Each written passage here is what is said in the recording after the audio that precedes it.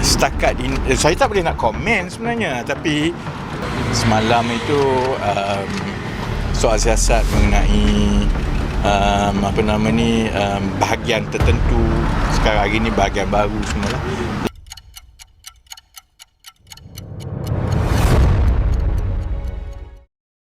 Korang perasan tak kelibat Datuk Seri Rafizi Ramli di bangunan SPRM baru-baru ini?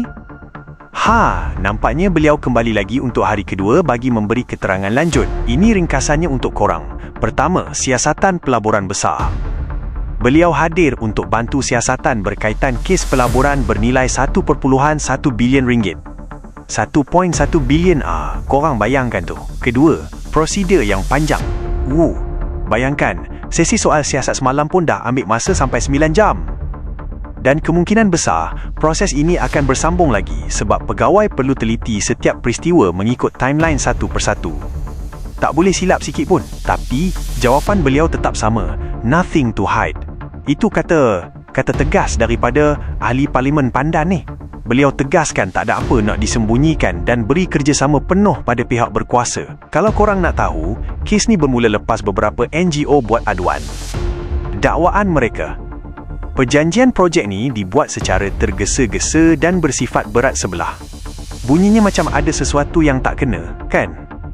Kesannya bukan biasa-biasa, kawan-kawan. Ia melibatkan kedudukan kewangan kerajaan kita sendiri. Apa pendapat korang? Secara peribadi, saya rasa langkah beliau untuk tampil dan kata nothing to hide tu memang satu tindakan yang berani.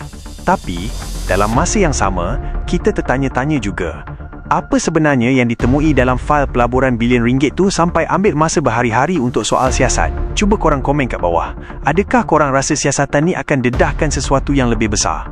Atau korang rasa ini hanyalah prosedur biasa bagi projek-projek berskala mega? Kesimpulannya, kita kena tunggu dan lihat apa hasil siasatan SPRM nanti. Yang pasti, ketelusan dana rakyat adalah keutamaan. Sama-sama kita nantikan, adakah akan ada plot twist dalam kes ini ataupun tidak.